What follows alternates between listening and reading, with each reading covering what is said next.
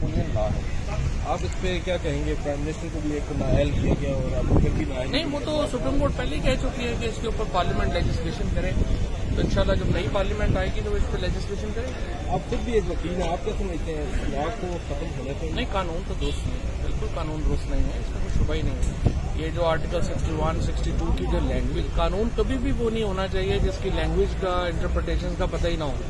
ये इसके इंटरप्रिटेशन का पता नहीं है। देखिए, आइन में जो जुडिशरी से मुतल्लिक इस्लाहात तो होनी चाहिए, आइन में इसके मुतल्लिक इस्लाहात होनी चाहिए, इसमें कोई शुबा नहीं है। सिर्फ ये है कि ये एक शख्स को सामने रख के नहीं होनी चाहिए जो पाकिस्तान में हो रहा है।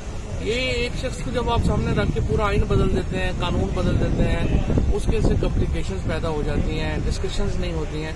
एक कम्प्रीहेंसिव पाकिस्तान में आइन में तरामीम की जरूरत है। आर्टिकल 62 भी उनमें शामिल है। सुप्रीम कोर्ट की सुमोटो पावर्स को रेगुलराइज करना जरूरी है, बेंच बनाने के मामला को रेगुलराइज करना जरूरी है, और उससे भी ज्यादा इम्पोर्टेंट जजेस की इंडक्शन के मामले को देखना जरूरी है। ये पाकिस्तान की जो अदालतें हैं, ये दुनिया में वाहिद सिस्टम है जहां पे जजेस कहते हैं कि इंडक्शंस भी हम ही करेंगे और इनकी जो निकालने का इख्तियार है वो भी हमारे पास ही होगा। ये किसी दुनिया में और ये नहीं है। या आप जजेस इंडक्ट कर सकते हैं और उनको निकालने का इख्तियार जो है वो पार्लियामेंट के पास होगा, या फिर जो पार्लियामेंट है वो जजेस लगाएगी, उनको निकालने का इख्तियार जजेस के पास होगा।